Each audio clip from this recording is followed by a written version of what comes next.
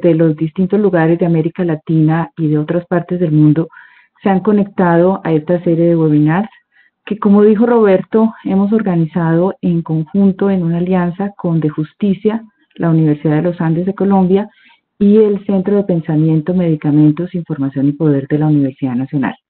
Gracias también a nuestros invitados, a los panelistas que nos van a acompañar hoy, el doctor Rodrigo Prini desde Colombia, el doctor Igno Sarlet desde Brasil y la doctora Marisa Eisenberg desde Argentina. Muchas gracias a ellos. Soy Janet Bonilla, como dijo ya Roberto, y participo del equipo de Salud Derecho. Tres cosas logísticas antes de que empecemos sobre el tema que nos ocupa hoy. Les rogamos que mantengan sus micrófonos apagados en mute y las cámaras también cerradas. Esto permite que haya mucha mejor conexión a lo largo del webinar de hoy. La segunda recomendación es tenemos un chat para que ustedes vayan tomando las preguntas. La metodología que vamos a utilizar es la siguiente. Tenemos una introducción temática que está a cargo de Mauricio Albarracín de Justicia. Después tenemos la presentación de cada uno de nuestros invitados y al final vamos a tener una ronda de preguntas. Vamos entonces a dar inicio al tema que nos ocupa hoy, los derechos humanos y el derecho a la salud en los estados de excepción. En esta sesión, nuestros invitados de Brasil, Colombia y Argentina buscan analizar y generar una reflexión frente a las decisiones que han tenido que tomar el poder público, las distintas ramas del poder público, en este caso, el Ejecutivo y la rama judicial, ante la pandemia y en un marco de estado de emergencia. En algunos casos, estas decisiones han entrado en conflicto con las constituciones políticas nacionales y en otros casos también con los principios de los derechos humanos. Este es el debate muy interesante que abrimos hoy. Voy a dar la bienvenida entonces a Mauricio Albarracín. Mauricio Albarracín es abogado y filósofo de la Universidad Industrial de Santander en Colombia y es doctor en Derecho de la Universidad de los Andes. Es actualmente el subdirector del Centro de Estudios de Derecho y Justicia de Justicia. Mauricio ha preparado una intervención que ha denominado ¿Cómo enfrentar la pandemia sin autoritarismo? Mauricio, bienvenido y muchas gracias. Te cedo la palabra. Bueno, buenos días. Muchas gracias por esta conversación. En esta introducción yo quisiera hacer básicamente tres reflexiones. Una primera reflexión sobre las implicaciones que tiene esta pandemia para la teoría y práctica del derecho y la justicia. Una segunda sobre las formas jurídicas que han adquirido las medidas estatales para enfrentar el COVID-19 y una tercera sobre el rol que podrían cumplir los derechos humanos para enfrentar esta crisis. Entonces arranquemos con la primera. ¿Qué implicaciones tiene esta pandemia para el derecho y la justicia? Para esta pregunta que para los abogados y abogadas es tan central. Y yo creo que cada generación tiene que revisar, reevaluar y reformular su campo de conocimiento. Y en nuestro caso, esta crisis nos plantea unas preguntas nuevas y unas antiguas. Se ha comparado mucho lo que ocurre en este momento con la Segunda Guerra Mundial y efectivamente la Segunda Guerra Mundial y las atrocidades que se cometieron en ella sirvieron obviamente para reevaluar y reconceptualizar los derechos humanos y crear todo el sistema de derechos humanos. Cabría preguntarse cuál es ese futuro de los derechos humanos viendo hoy en día lo que ocurre con la pandemia. Y yo creo que para eso tendríamos que tener, diálogos como este. Es fundamental que campos del conocimiento mucho más digamos, distintos al derecho, por ejemplo, la salud pública, la economía, la sociología, incluso las teorías feministas y críticas, pensando, por ejemplo, si uno evalúa, por ejemplo, las preguntas sobre la desigualdad, las preguntas sobre el cuidado, incluso preguntas sobre la vigilancia, que hoy en día son tan centrales en nuestra discusión.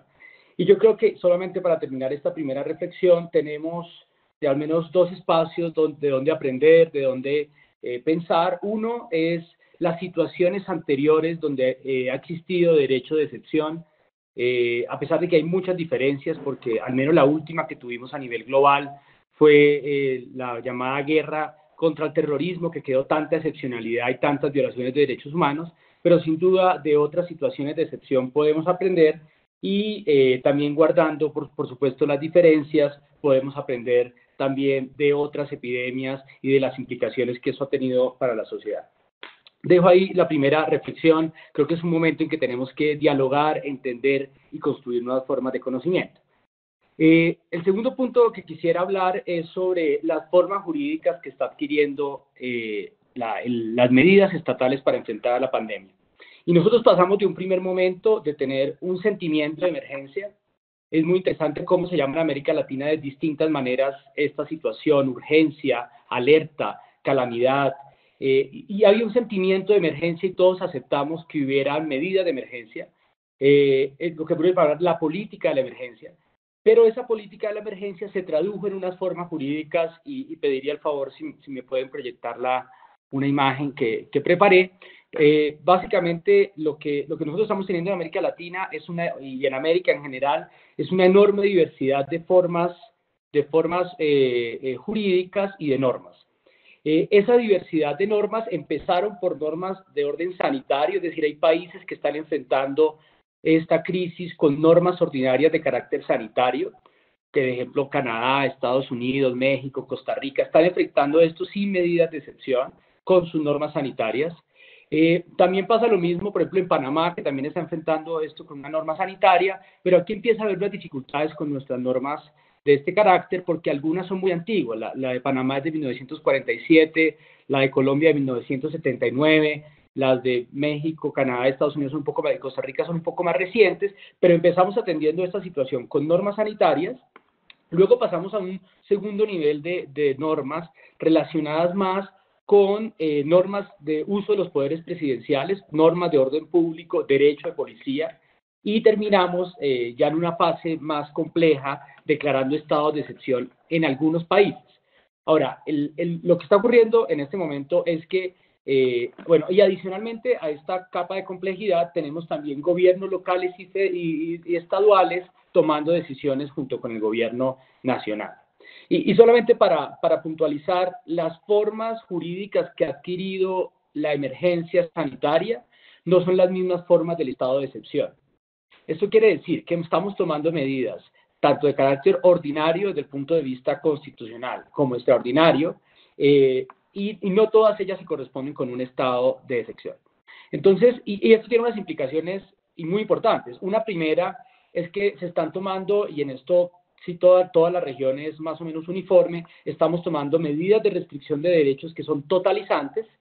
Esas medidas totalizantes tienen un problema, y es que estamos restringiendo libertades completas frente a grupos de personas amplísimos, y esas medidas no necesariamente tienen los controles ordinarios que teníamos previamente. Entonces, estamos teniendo medidas totalizantes tomadas en unos casos por facultades ordinarias y en otras facultades extraordinarias. Tenemos un debilitamiento de los controles tanto judicial como parlamentario, y finalmente lo que estamos teniendo es una producción centralizada por parte del Ejecutivo de una cantidad de normas que están rigiendo nuestra vida cotidiana. Finalmente, para puntualizar este punto, quisiera ilustrar un poco cómo funciona en Colombia. Colombia es un país que está tomando gran parte de sus restricciones de derechos, de libertades, por medidas ordinarias basado en normas sanitarias, y declaró un estado de excepción principalmente para atender los asuntos de orden económico. Entonces estamos teniendo estas dos formas, digamos, jurídicas de la emergencia. Estas formas jurídicas de la emergencia son muy diversas y en ese sentido hacen mucho más complejo el análisis. Esto sería simplemente un juego de palabras de abogados si no tuviera implicaciones tan fuertes en materia del control y en materia de la restricción y protección de derechos. Y con eso paso a mi tercer punto de la introducción, y es el rol de los derechos humanos para enfrentar a la pandemia. Y aquí quisiera decir primero que ha habido una reacción rápida y siento muy completa de organismos de la comunidad de derechos humanos, de organismos de monitoreo y control, lo cual demuestra también que es una comunidad muy activa, que fue capaz en un mes de entender muchos problemas emergentes y de reaccionar rápidamente. Un segundo punto que me gustaría resaltar es que la relación entre derechos humanos y la pandemia va a tener varios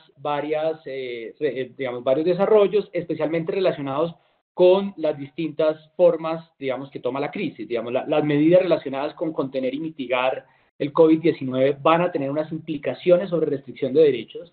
Las medidas para atender la enfermedad del COVID-19, especialmente la garantía del derecho a la salud, es central en este momento. El derecho a la salud no es solamente un derecho que tiene que ser garantizado a todos, sino en este momento se volvió en el fin primordial y constitucional de nuestros estados.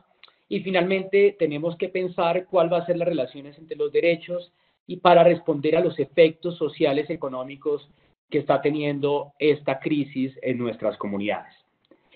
En tercer lugar, y esto para terminar ya, quisiera destacar que aquí el rol que tienen los derechos humanos puede ser doble.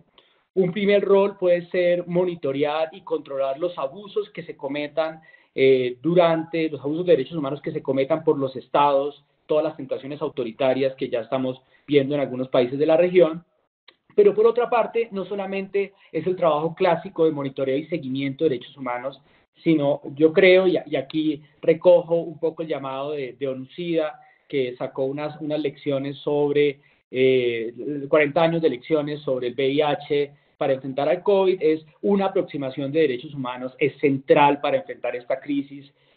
No se va a enfrentar esta crisis restringiendo totalmente los derechos, es con más derechos que vamos a poder salir de esta situación, y particularmente hay tres que me gustaría resaltar.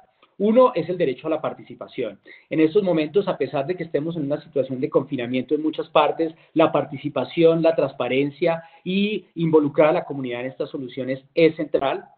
Un segundo es el derecho a la igualdad y la no discriminación, porque son derechos que en estos momentos se van a ver muy lesionados en la medida en que se empiecen a tomar decisiones sobre la vida y las comunidades. Y finalmente, por supuesto, la garantía efectiva del derecho a la salud en todas sus dimensiones. Entonces, dejo por aquí la introducción para darle paso a nuestros colegas. Muchas gracias.